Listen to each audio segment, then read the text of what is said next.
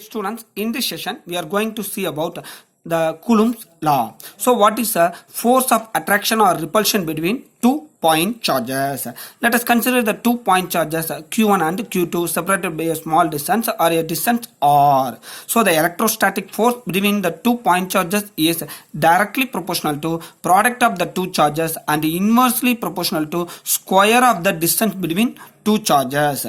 This proportionality can be removed by the constant K. F is equal to K Q1 Q2 by R squared. So the Coulomb's law expression is F is equal to K Q1 Q2 by R squared. What is this constant K? This constant K is given by the Coulombs. So K is equal to 1 by 4 pi epsilon naught. So what is this epsilon? The epsilon is a permittivity of the permittivity of the free space. So what is permittivity?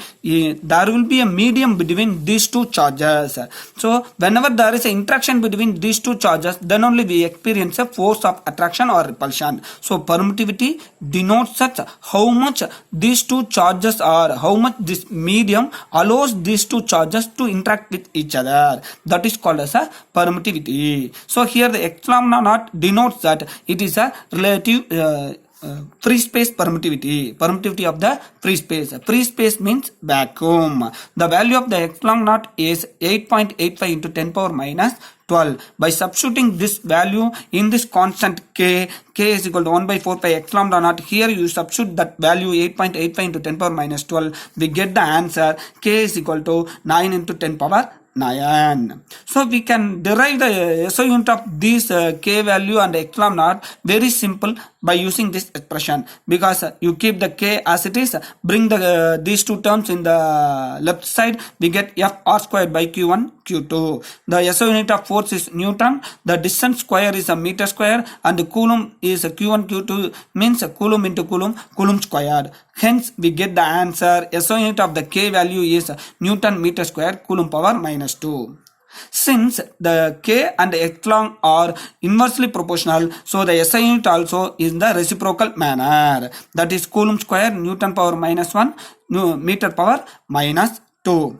Since the students have some doubt, sir, you are adding a new term, that is epsilon here. What is that meaning? Again I will remind you, though there is a medium, that medium has a property. The medium or changes, each and every medium has its own property to allow the interaction between the two charges.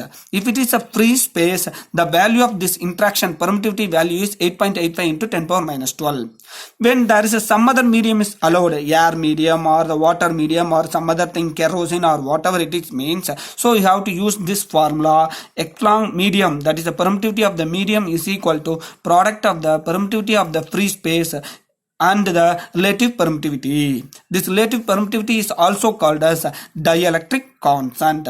In exam point of view, in question paper, they will give only epsilon R value. So now I will give one relation for the free space permittivity and the dielectric constant.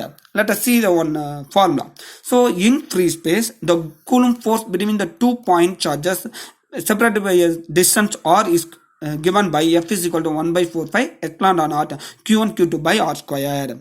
For a medium, we have to substitute, instead of epsilon naught, we have to substitute epsilon only, because this epsilon represents the medium permittivity. So I will write here epsilon. So instead of epsilon, we have to substitute epsilon naught into epsilon R, that is a dielectric constant. Already we know that 1 by 4 pi epsilon naught Q1 Q2 by R squared is equal to the Coulomb force at free space. So the Coulomb force of the 2-point charges at a medium is equal to Coulomb force of the same point charges at the same separation between them, means we have to substitute only, we have to divide the dielectric constant with the free space force.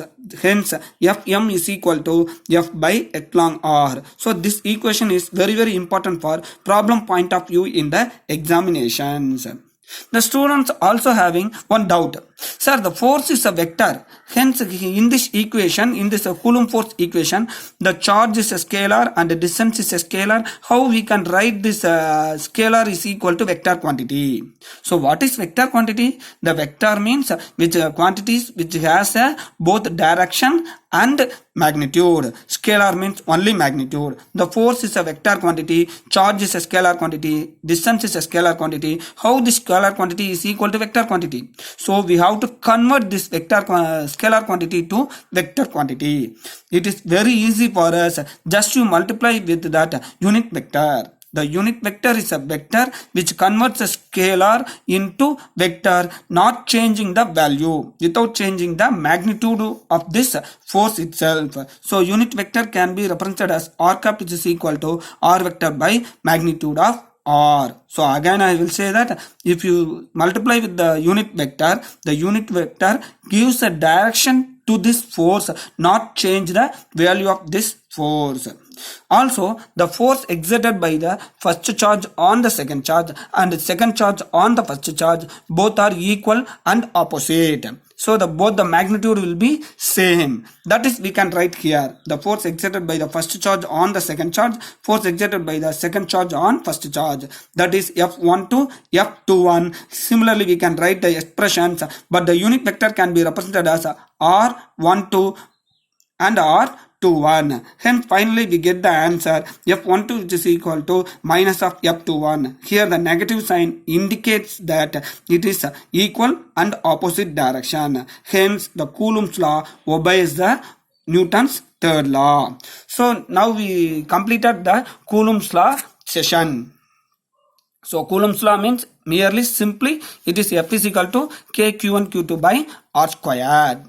Dear students, we see the next